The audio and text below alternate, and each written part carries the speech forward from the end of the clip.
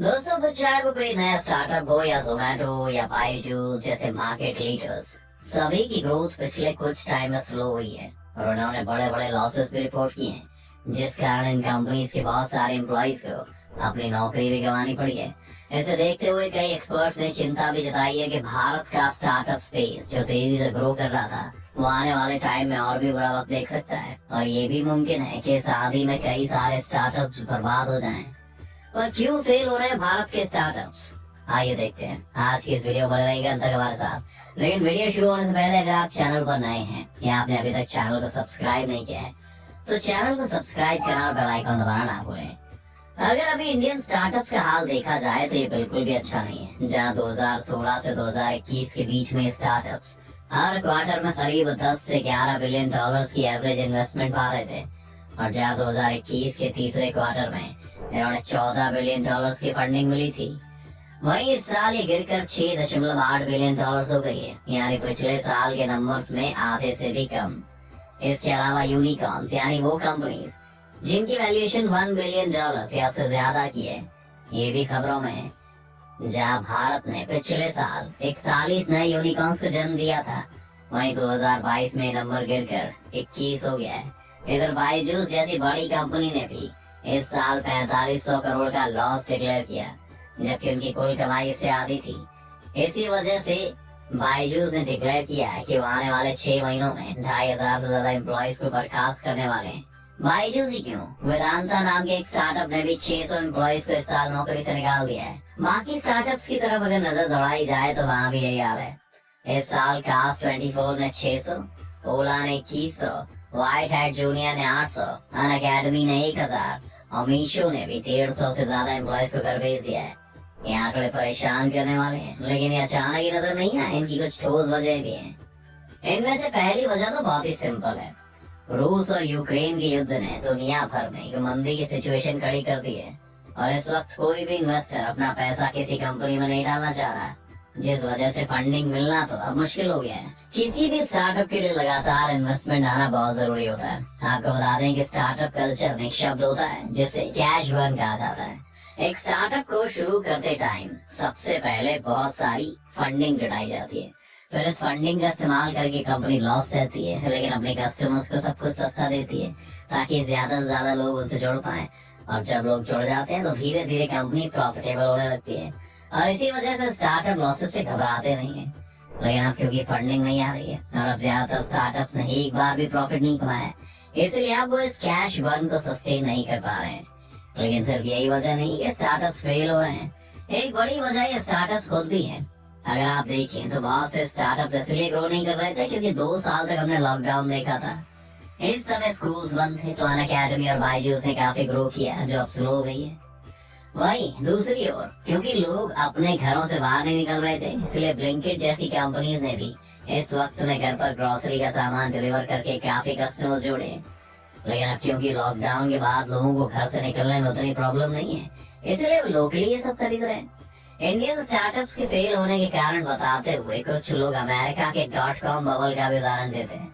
अगर आप 1990 से 2000 के बीच का वक्त देखें तो ये वो समय था जब इंटरनेट अमेरिका में फैलने लगा था, जिस वजह से इन्वेस्टर्स इंटरनेट कंपनीज में बिना कुछ सोचे ही पैसा लगा रहे थे और इन कंपनीज की वैल्यूएशन लगातार बढ़ रही थी।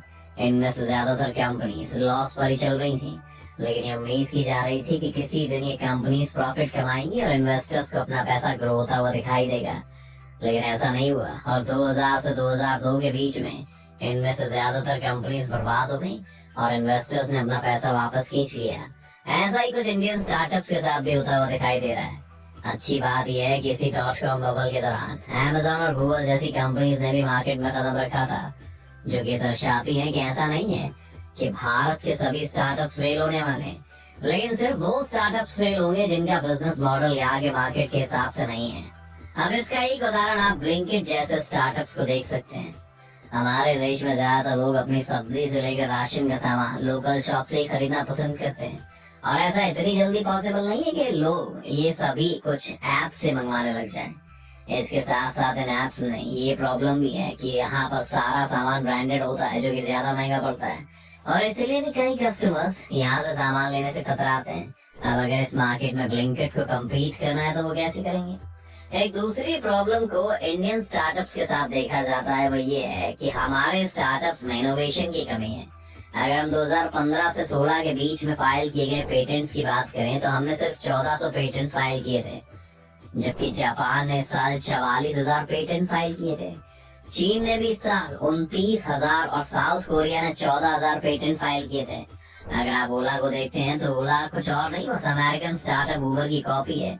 अब इसका नुकसान ये है कि ओला का कंपटीशन बनकर उबर भी इंडियन मार्केट में बनी हुई है, क्योंकि दोनों सेम ही चीज ऑफर कर रहे हैं। स्नैपडील जैसी कंपनीज वही सर्विस ऑफर कर रही है जो अमेजोन कर रहा है, इसीलिए आज अमेजोन भारत में लीड कर रहा है, क्योंकि उनके पास ज्यादा फंड्स के साथ साथ ज्यादा मार्केट एक्सपीरियंस भी है। अगर भारत में ज्यादा ओरिजिनल आइडियाज वाले स्टार्टअप होंगे तो उन्हें भारत के साथ साथ दुनिया के बाकी मार्केट्स में भी घुसने का मौका मिलेगा, और वो ना सिर्फ जल्दी ग्रो कर पाएंगे बल्कि प्रॉफिटेबल भी हो पाएंगे। चलिए, अभी भारत के साथ फायदा ये भी है कि हमारे पास बहुत बड़ी जनसंख्या है, यानी बहुत बड़ा मार्केट है। इसलिए इस कॉपी पेस्ट मॉडल से भी अगर कोई कंपनी यहाँ बिजनेस करना चाहती है तो उन्हें कस्टमर्स तो मिल जाएंगे, लेकिन तब भी इन कंपनीज को कई और चीजों का भी ध्यान तो रखना ही पड़ेगा। अब अगर हम बायजूस का एग्जांपल लें तो एक तरफ जहाँ बायजूस अपने लॉस के कारण एम्प्लॉयज को फायर कर रहा है, वहीं दूसरी तरफ यही बायजूस इंडियन क्रिकेट टीम से लेकर फीफा वर्ल्ड कप को स्पॉन्सर करने में हजारों करोड़ रुपए भी खर्च कर रहा है। इसी तरह से और भी कई कंपनीज हैं जो अपने फंड्स को इस तरह की मार्केटिंग कैंपेन्स में खर्च कर रही हैं, जिसकी शायद उतनी जरूरत नहीं है। और इसका रिश्ता सीधा सीधा एक सिंपल मैथ से है। स्टार्टअप कल्चर में एक और शब्द है जिसे कैक कहते हैं, यानी कि कस्टमर एक्विजिशन कॉस्ट। इसका मतलब है कि कस्टमर को अपने साथ जोड़ने में आपने कितना पैसा खर्च किया।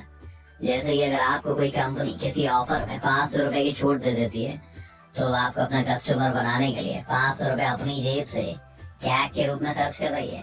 अब यहाँ पर एक दूसरा प्रिंसिपल है कि कस्टमर लाइफ टाइम वैल्यू, यानी कि कोई कस्टमर बनने के बाद कितना पैसा आपको दे रहा है। अगर आपकी जेब से 500 रुपए खर्च करवाने के बाद कोई कस्टमर कंपनी पर 2 से 3 हजार रुपए खर्च कर रहा है तो हम मानेंगे कि एक अच्छी डील थी। लेकिन अगर आप उसी कस्टमर को एक्वायर करने के लिए 5 से 10 हजार रुपए खर्च कर रहे हैं तो फिर वो बिजनेस लॉस झेलेगा ही। इंडियन स्टार्टअप्स अभी भी अपने कैश बर्न और कैक को लेकर बहुत संवेदनशील ढंग से एक्ट नहीं कर रहे हैं, और ये भी एक बड़ी वजह है कि ओला जैसी कंपनी जो 10 साल से मार्केट में है वो भी अभी तक एक बार भी प्रॉफिट नहीं कमा पाई है। सोचिए, अगर यही पैसा इन्वेस्टर्स की जगह इनके फाउंडर्स का खुद का होता तो अब तक ये लोग बिजनेस बंद ही कर चुके होते, लेकिन क्योंकि ये पैसा किसी और का है और अब तक फंडिंग आ रही थी, इसलिए लोग भी उसे खर्च करने में लगे हुए हैं।